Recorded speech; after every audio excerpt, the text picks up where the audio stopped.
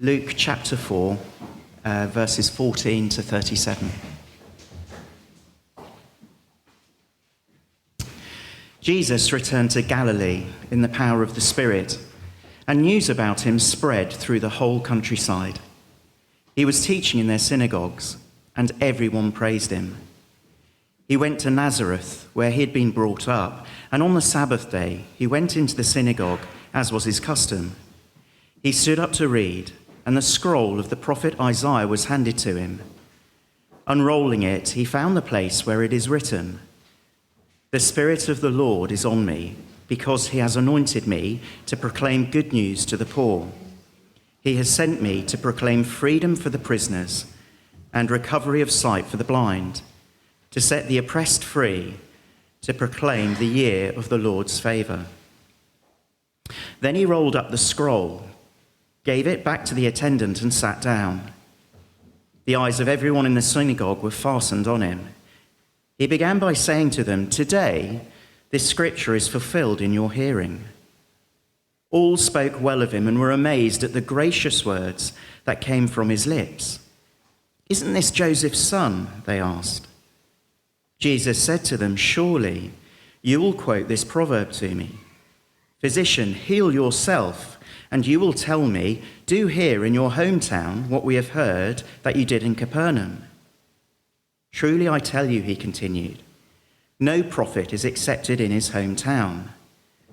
I assure you that there were many widows in Israel in Elijah's time, when the sky was shut for 3.5 years, and there was a severe famine throughout the land.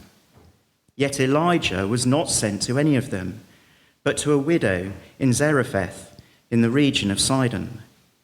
And there were many in Israel with leprosy in the time of Elisha the prophet. Yet not one of them was cleansed, only Naaman the Syrian." All the people in the synagogue were furious when they heard this. They got up, drove him out of the town, and took him to the brow of the hill on which the town was built, in order to throw him off the cliff. But he walked right through the crowd and went on his way. Then he went down to Capernaum, a town in Galilee, and on the Sabbath he taught the people. They were amazed at his teaching because his words had authority. In the synagogue there was a man possessed by a demon, an impure spirit. He cried out at the top of his voice, "Go away, what do you want with us, Jesus of Nazareth? Have you come to destroy us? I know who you are, the Holy One of God." "Be quiet," Jesus said sternly. "Come out of him." Then the demon threw the man down before them all and came out without injuring him. All the people were amazed and said to each other, "What words these are! With authority and power he gives orders to impure spirits, and they come out." And the news about him spread throughout the surrounding area. Thank you. Well, items of news can affect us in different ways, can't they? News can make us happy or sad, depending on the nature of it or how close it is to us. Some bits of news are just kind of minor pieces of information that have little effect on us. Others affect us very deeply. But then sometimes, just sometimes, there are bits of news, items of news, that change everything for us, that kind of redefine reality for us on some level or other. And that can be negative or positive. I mean, negatively, it could be something like the outbreak of war, couldn't it? We've already alluded to the situation in Ukraine.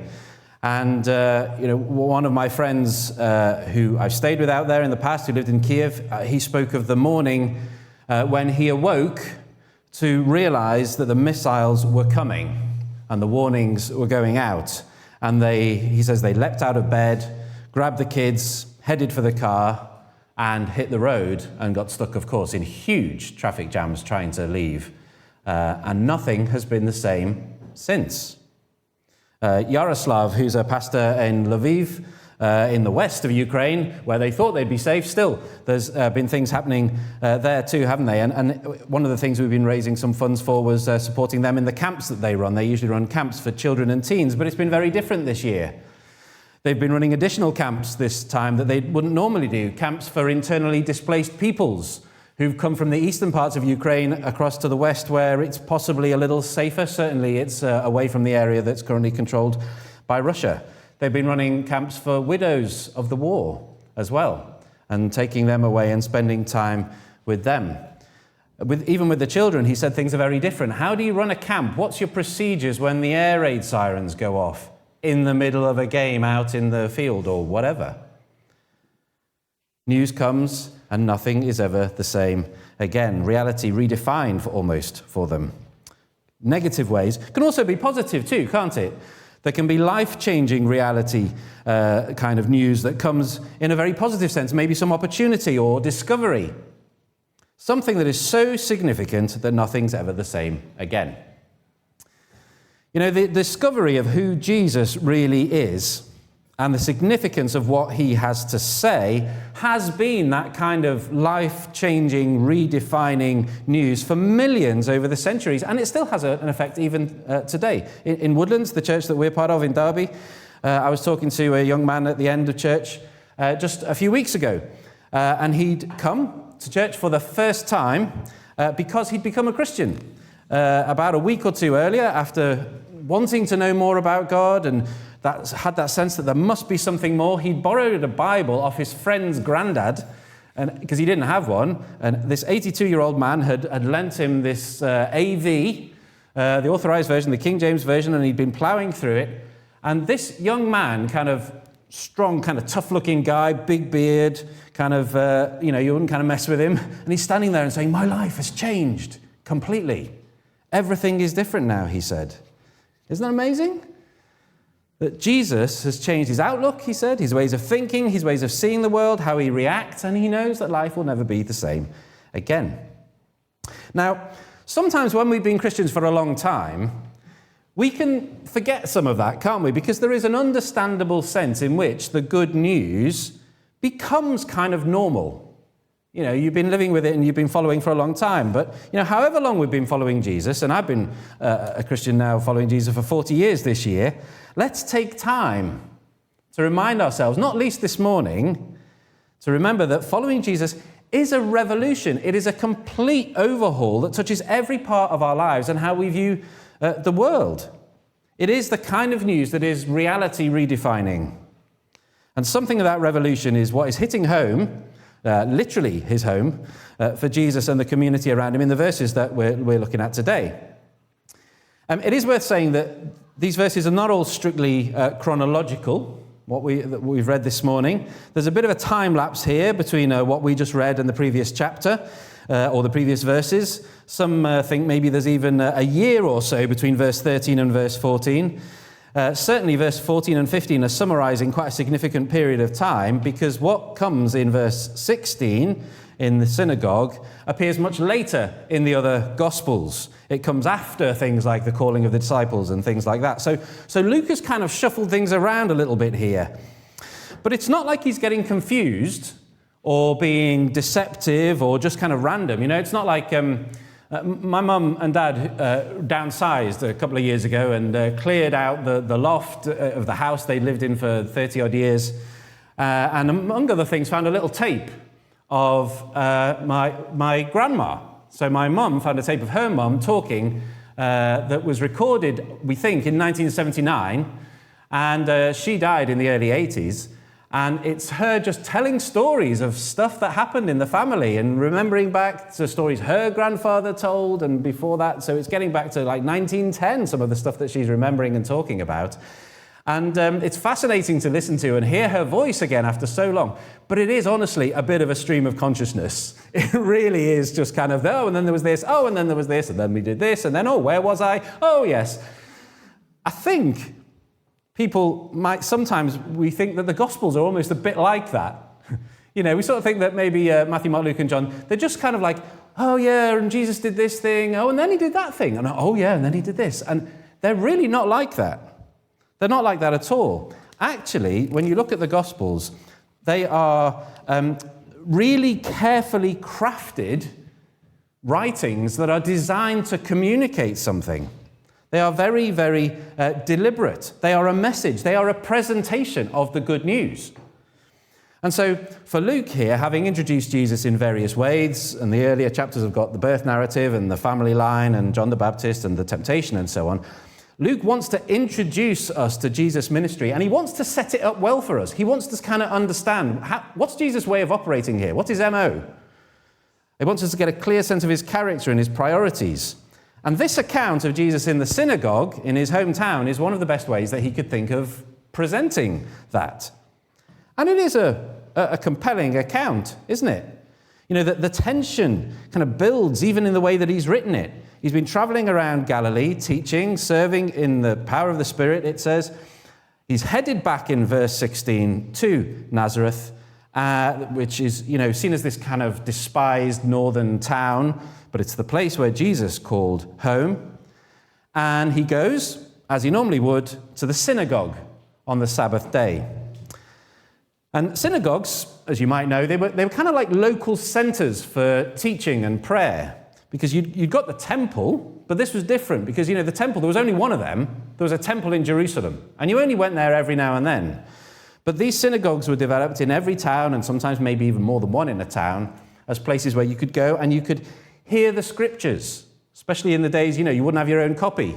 So to hear the scriptures, to be able to pray together. And Jesus has been away, he's traveling around, his reputation's grown, and now he's back. And he's in the local synagogue. He's come home. And so there's a bit of a thing of, you speak, Jesus. You know, you're back. Come and talk. Let's see the boy in action. You share today. And so they would have had their traditional opening thanksgivings, reading of the Shema, prayer time, reading, sermon. So up steps Jesus to read from the scroll of Isaiah. He's got the scroll of Isaiah, chapter 61, an edited version of which is recorded by Luke there in verse, I can't see the verse numbers, it's so small, hang on, in verse 18. And he reads this out, probably in Hebrew initially, and then translating into Aramaic, which is what the people would have commonly spoken. And he says, "The Spirit of the Lord is on me." He's reading the passage. "Because he's anointed me to proclaim good news to the poor. He has sent me to proclaim freedom for the prisoners and recovery of sight for the blind, to set the oppressed free, to proclaim the year of the Lord's favor." Amazing words that were well known to them, a classic passage, a message for the poor, for blind, for captives, both physically and spiritually, a message of freedom and life and hope. Jesus is reading this passage from 700 years earlier. He rolls it up, hands it back to the attendant, and sits down, as teachers normally would in that time. And it says, the eyes of everyone are fixed on him. The eyes of everyone in the synagogue are fixed on him. What is he going to say? He's just read one of the most important prophetic passages about a Messiah, an anointed one who's going to come. He's just read this to an oppressed people who are under the boot of Rome, still what feels like an endless Roman occupation. He's sitting there as the boy who grew up amongst them. And then he says, today, this scripture is fulfilled in your hearing. Like right here, right now, this is happening, he says. Initially, they seem to think it's a good thing. But then it kind of turns ugly, doesn't it? And in the verses as they go on from verse 23 down to 30, Jesus says some things, then they get angry, they react strongly, and then they want to throw him off a cliff. And then he walks away somehow and moves on. It's all a bit bewildering, isn't it? What is going on here? Why does Jesus say what he says? Why do they react as they do? Why do they flip from one extreme to the other? It seems Jesus is basically saying, you like hearing this, don't you? But now you're going to want me to perform, aren't you? He seems to sort of know what's going on in their hearts and minds. You'll say to me in verse 23, "Physician, heal yourself." He says, I know what you're thinking. You're thinking, come on then, let's see what you can do. Perform for us. C.H. Spurgeon, who commenting on this passage, says, "The young man who had left the place for a while, who during his absence had acquired great fame as a teacher and miracle worker, had come home. There was naturally much curiosity to hear him. They supposed he would make the town where he'd been brought up to be the chief place of his blessings. They were his fellow townsmen, so surely they had some claim on him. But our Lord, knowing well that if they really understood his teaching, they would not be pleased with it, and knowing the blessings he came to bring were not what they wanted, what they desired, at once dealt honestly with them." All right, so they kind of think they've got some claim on him. They think they're going to be the focus of his blessings. Show us what the fuss is about, Jesus. Show us what you got. We're your people. We remember you as a little fella. Of all people, we should get to see some of this. Show us, serve us, kind of dance for us. Jesus knows that that's what's going on, and so he kind of preemptively says, that ain't going to happen. And describes, actually, how prophets were often rejected at home while blessing people outside of their hometowns and even outside of the Jewish people, in a nod to the global reach of the kingdom. There, in verse 24 to 27, he's remembering stories of Elijah and Elisha. And sure enough, they do react against him. They want to kill him, and yet he walks away. But what is this really about? What's the issue? I think the issue really is it's about authority, isn't it? It's about authority. It's about messianic authority. It comes up through the gist of the chapter, and the theme comes up again and again. And authority is always controversial with us, all kinds of reasons. Sometimes it's because of the way it's abused. You know, when somebody abuses authority, and we know that happens all too often, it's a tragedy and it's an outrage when someone abuses authority. We see it with the asylum seekers and refugees that we work with in Derby all the time. As I mentioned, Mark and I were sitting in the St. Chad's Centre just day before yesterday, with an Iranian friend who's been forced to flee because of the authorities abusing really what they should be doing and driving people out. Pakistani friends of mine have observed how, authority is abused in their own country, such that even though their country is a democracy and people are elected, it's not a dictatorship, but they've said, you always leave political office way more wealthy than when you arrived. You have houses and money in places around the world. Authority is abused to serve self so often. But then here, it's not, I don't think, primarily that. I think that there's a couple of other reasons why authority is typically a problem to us, and I think what are the problems here. There's also an issue of jealousy, isn't there? Authority is sometimes a problem because different people want to have the authority. So when someone's got it, we're not happy. We would like to have that. People want to be able to have the control themselves. But then there's also just the straightforward human reality that, I don't know, how should we put it? We don't like doing what we're told, do we? We kind of have a problem with authority often because we don't like doing what we're told. And it isn't just kids who don't like doing what they're told, do they? I was in Wales last week and I'm going 20 miles an hour. Don't like doing what I'm told. But I did. But it's a thing, isn't it? That's why we have a problem with authority, and especially ultimate authority. The kingship and the sovereignty of Jesus here, this boy that they've known for most of his life, well, his human life anyway, is getting famous. And there's a mix of emotions going on here. He's coming as the king. He's claiming messiahship. And you can see it in the teaching he gives, but also through the rest of the chapter, just the authority that he has. So you've got the situation where people are oppressed with evil spirits, recognizing him in verse 34 and saying, I know who you are. You're the Holy One of God. Have you come to destroy us? They know his authority. We've known something of that in the Radstock network even, especially in India and Pakistan. And I've seen something of it myself. Maybe some of you have. Evil spirits are real. They are powerful. But Jesus is more powerful, and his authority is such that he silences them here and throws them out. Similarly, later through the chapter, we see his authority in terms of the effects of sickness being reversed with Simon Peter's mother-in-law in verse 38, and others who had various kinds of sickness in verse 40. It's another expression of Jesus' authority, that he can just say no, change it. And then there's the words that he speaks. So in verse 32, it says, the people are amazed at his teaching because his words had authority. There was a kind of a weight and a gravity to them that was uncommon. You know how sometimes you might be in some kind of meeting where people are all talking, different opinions swirling around, various ones pontificating on different subjects. And you sometimes feel like people are just sort of repeating ideas or going around in circles. And then sometimes you have somebody who just seems to cut through it all, who really knows what they're talking about and really knows what needs to happen. And everyone kind of goes, yeah, that's right. And it's kind of, I think, like that, but magnified by a million as Jesus speaks about life and reality, and people listened and they pay attention. And so this authority of Jesus is being seen in all these ways through this blend of things that he is doing and things that he is teaching. Those two things, which is how Luke summarizes his own gospel in the sequel in Acts 1. When he starts the sequel, he refers back and says, in my former book, Theophilus, I wrote about everything that Jesus began to do and to teach. They're the two things that he's deliberately talking about. And these two things always hang together. The message and the actions which show something of the message. This is what churches do as communities of this Jesus, including where you are here.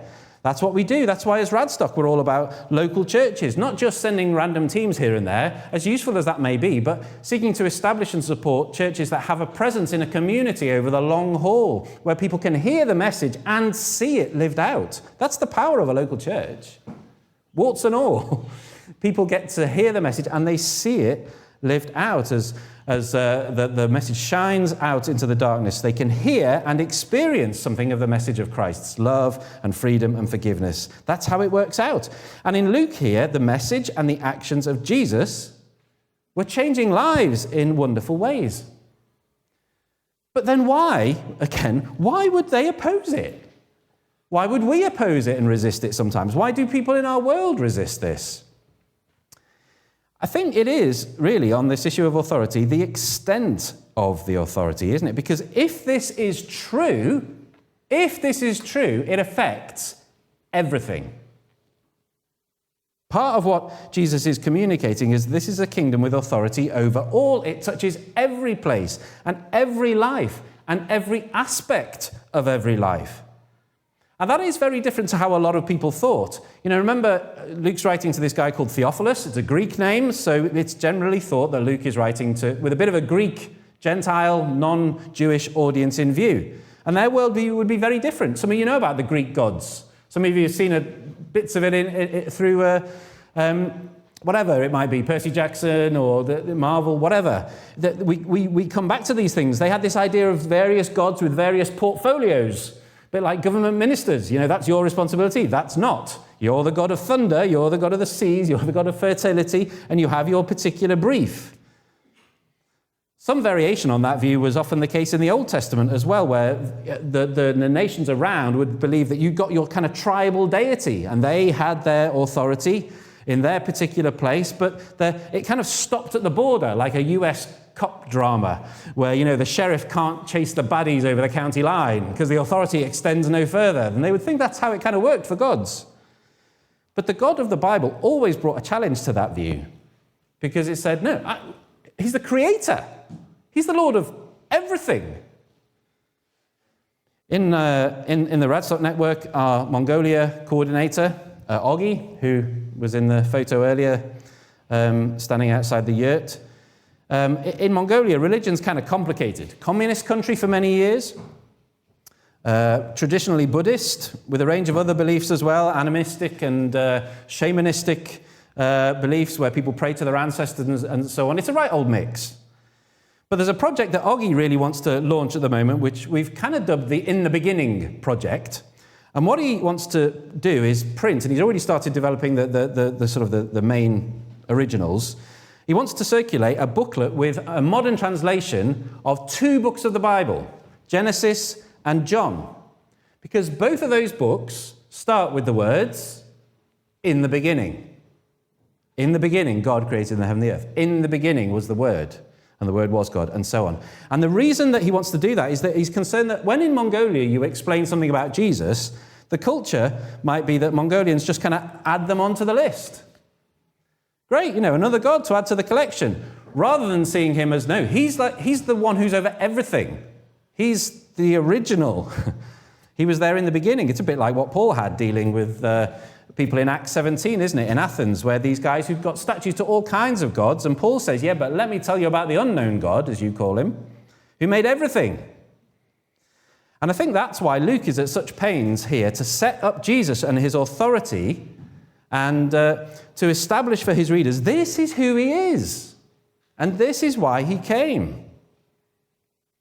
Yes, these kind of things seem like outrageous claims.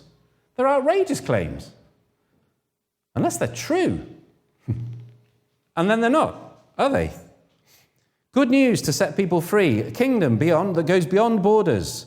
A person who's come from God. Of course that's an outrageous thing to say. Sounds ridiculous. Unless it's true. And on the authority of the scriptures and the testimony of many changed lives through history, I'm asserting to us all this morning that these things are true. They really are. And if they're true, well, we need to respond, don't we? So just in the last few minutes, we're going to think about how we apply this, because we need to think about how we apply this to ourselves in terms of how we live, what this means for us personally, but also then what it means for how we go out and what it means for the world. You know, you think about it personally, I think at times we can be similar to those who see the gods as having limited jurisdiction, can't we? Because when it gets too close to home and starts to require something of us, that can be when we start to squirm a bit. Even if we've become Christians, been Christians for years, there's maybe bits of our lives where we kind of say, yeah, not that. Not there. I'll submit to this king in these areas, but not there. We tend to perhaps want authority on our terms. You know, we want a hero, but we still want to be able to call the shots and set limits as to what the hero can do. I think we, instinctively know there is a God. Most people do, really. But we want a God that does things our way. And that's where he really serves us rather than us serving him. Here's what you can do, and here's what's off limits. Because the mantra is, I'm the master of my fate. I'm the captain of my soul. No one tells me what to do. I remember a painful pastoral incident a few years ago where Emma and I were talking with somebody who was part of our church at the time. And they were getting involved in various things that were just unhelpful in so many ways, and in some cases just wrong, which were undermining their walk with Jesus and harming their life. And we were trying to gently say, you need to think about this. You can't do this. And they said, but I still go to church. And we said, yeah, but the thing is, Jesus wants all of your life, not just the Sunday bit. And they left very unhappy. It's kind of what was going on with the rich young ruler too, isn't it? Later in Luke 18, where he knew you should love God with all your heart and soul and mind, and he gave the right answer, but Jesus said, yeah, but what about your money? And he went away very sad as Jesus put his finger on the thing. It's like a house with many rooms, isn't it? We have lots of rooms in parts of our lives, and there's some rooms where we say, maybe not that one, Jesus. For those of you who are Friends fans, it's like maybe there's a Monica's cupboard. It's just like, not there. Don't open that one. Not that one, please. Sometimes there's areas of our life, aspects of our character or habits or things we don't want to let go of or deal with. And Jesus, the King, puts his authoritative finger on things and says, what about this? Maybe he's even doing that right now. And although we perhaps want to resist what feels like control or authority, we need to see and remember the nature of this authority again, don't we? Going back to that Isaiah 61 passage that Jesus had read, that's there in verse 18 and 19, and just remember just the nature of it. The Spirit of the Lord is on me because he's anointed me to proclaim good news to the poor and freedom for the prisoners and sight for the blind and to set the oppressed free, to bring the Lord's favor. This is a welcoming and inclusive message. And yes, it's going to challenge us and it calls for change and it might get into all the rooms of our lives and open the cupboards that we'd rather keep shut. And sometimes that is going to be painful or uncomfortable, but it's fundamentally a message that is meant to bring life and strength and health and to build us up for our good. It's not something that kind of treads us down. It builds us up and sets us free. It's not an authority that just serves itself. It's not the despotic, self-serving authority that's lining its offshore bank accounts. It's about freedom and release and sight for people like us, because we're not free. We're bound. We don't see rightly. We are blind. Without Jesus, we're trying to live life while we're tied up and blindfolded. And you can live a kind of life like that, but it's not really how it's meant to be, is it?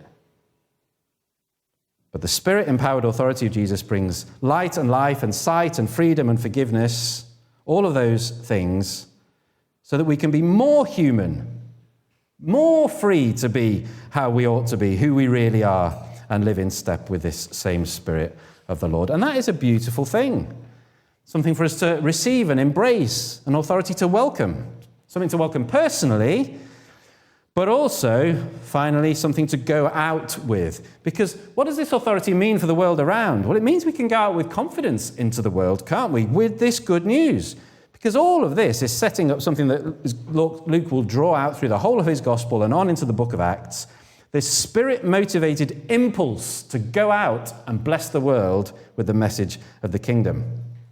Remember how in the end of Matthew's gospel, Jesus sends his disciples into all the world on the basis that all authority has been given to me. It touches every place. There's no place where it doesn't affect people. Even to the Gentiles, which was part of what was so controversial for the people back there in Nazareth. There is no part of this world or society that is beyond needing his help or his reach. And whether it's the outer reaches of Mongolia amongst the shamanistic reindeer people on the borders with Siberia, or whether it's followers of Jesus praying who are facing persecution in Pakistan, or the asylum seekers and refugees that some of us work with, or your neighbors that you've known 20 years. What Jesus began to do and teach continues on through his body, through his people, through the church, so that this wonderful life-giving news sets people of every culture and people group free as they discover the favor of the Lord. And we need this. And all people out there need this. People around the world need this. There is nowhere we can go where he's not king, where he's not looking to bless, where he is not looking to set people free. And so, as churches, we connect up, don't we? We work together. That's part of what this is all about. So that we can send teams and prayer and finance and long-term workers and whatever it might be. Churches working together to bless people with the message of this good news for the poor, freedom for captives, setting the oppressed free, and the Lord's favor being known. That's what we exist for as churches. To honor Jesus the King as we witness to his wonderful good news and as we experience it ourselves, and we then pray that our friends find life as they come under his loving authority. It really must have seemed ludicrous to the people of Nazareth in that day, mustn't it? That this little lad they'd known growing up, helping around the carpenter's workshop, playing in the streets, all of that, should then lay claim to being the long-expected Spirit-anointed king with authority over sickness and evil and power to set people free at home and around the world. This kid that they'd known all his life, it must have seemed ridiculous that day. But here we are, 2,000 years later, on this distant island out in the west of the world, as they would have known it at that time, worshipping and serving him. And some of the other places we've heard of this morning as well, people worshipping and serving Jesus all around the world. Are these kind of claims outrageous? Jesus as king, as Lord over every place, the one who can change lives, are they outrageous claims to make? Well, not if they're true. Not if they're true.